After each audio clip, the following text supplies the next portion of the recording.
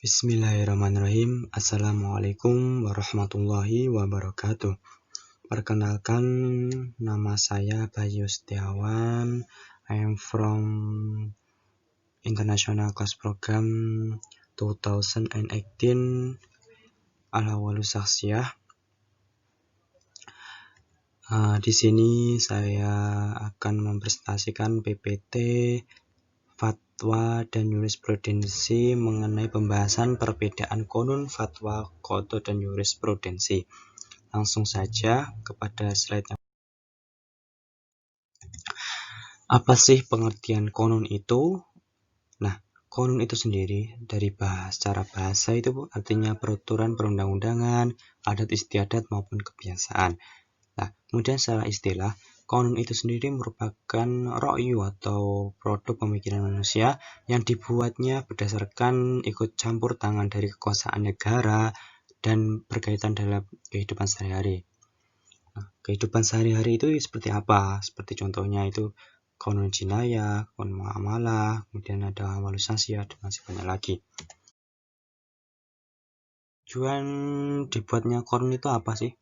Nah, konun itu sendiri dibuat ini dengan tujuan yang pertama menciptakan kemakmuran, kemudian mengatur kehidupan manusia supaya damai, terus kemudian yang ketiga ada terciptanya keadilan, terus yang keempat juga adanya itu supaya tidak terganggu hak-hak dari asasi manusia.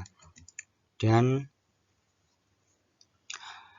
konun di Indonesia ini bersumber dari trikotomi atau lebih dikenal dengan trikotomi itu apa sih?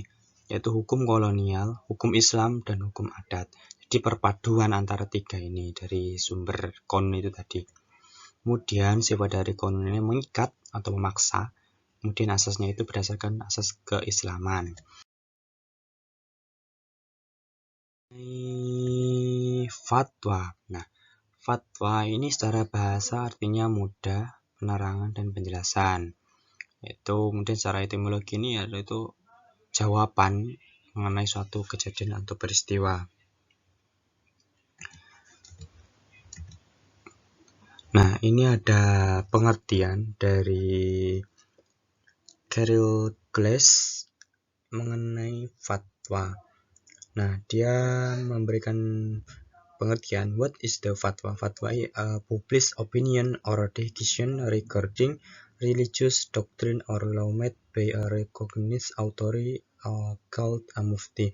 Jadi kurang lebih artinya itu pendapat atau keputusan yang berkenaan dengan doktrin atau hukum agama yang mana itu dihasilkan oleh kekuasaan yang diakui yang disebut dengan mufti.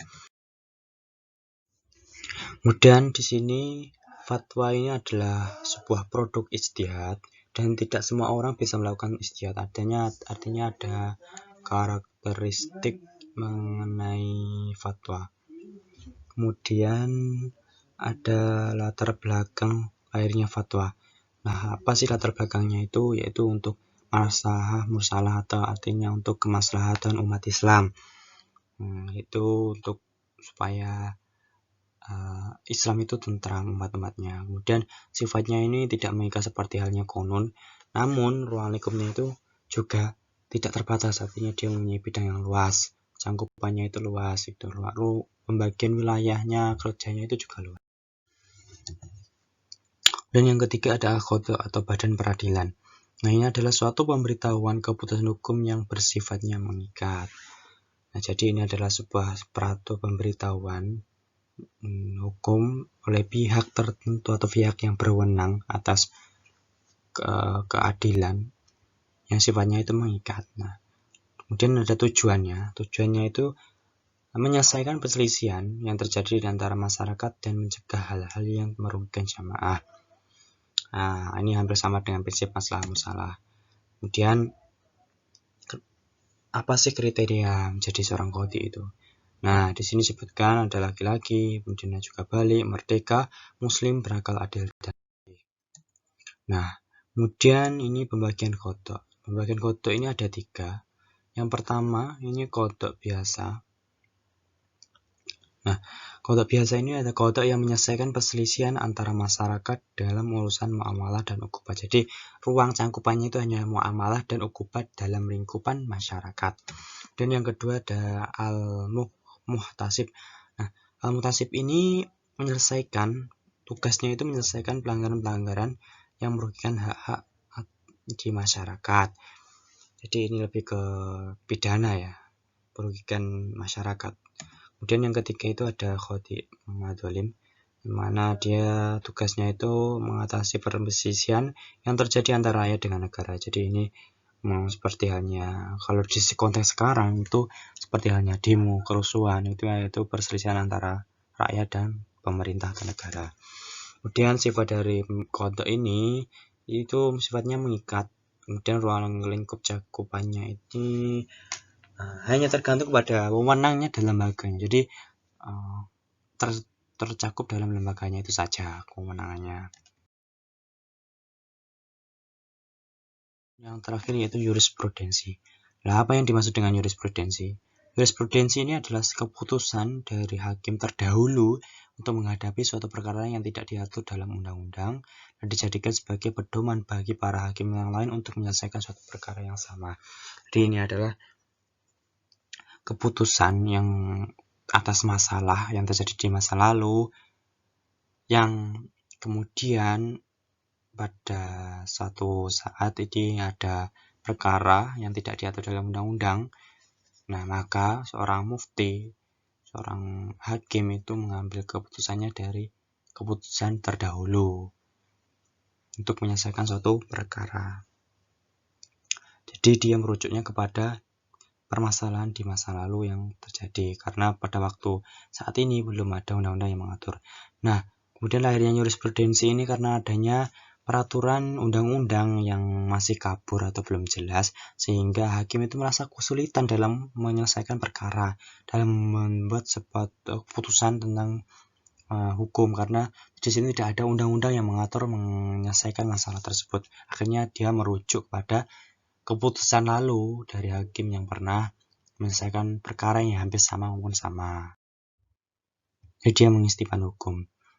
Terus kemudian jurisprudensi ini ditetapkan dasar hukumnya itu Undang-Undang Nomor 48 tahun 2009 yang mengenai kekuasaan kehakiman. Jadi hakim ini mempunyai kekuasaan. Jadi kekuasaan penuh dalam menyelesaikan suatu perkara.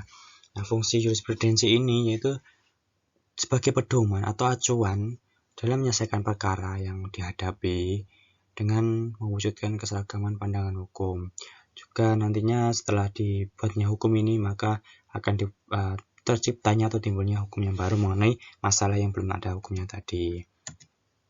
Nah, kemudian jurisprudensi ini ada 4. Jurisprudensi tetap, kemudian yang kedua ada jurisprudensi tidak tetap, yang ketiga ada jurisprudensi semi yuridis, dan yang keempat itu ada jurisprudensi administratif.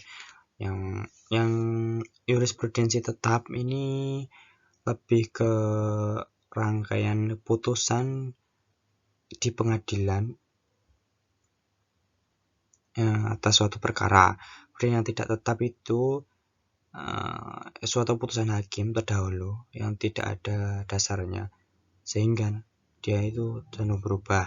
Kalau semi yuridis ini yaitu penetapan pengadilan yang didasarkan pada permohonan seseorang, yaitu pada permohonan, contohnya penetapan status anak. Kemudian jurisprudensi administratif adalah SEMA, surat edaran Mahkamah Agung. Jadi ini adalah perkenalan singkat mengenai perbedaan dari keempat materi, dari konun, kodok, jurisprudensi, kemudian fatwa. Sekian dari saya, apabila ada salahnya saya mohon maaf. Wassalamualaikum warahmatullahi wabarakatuh.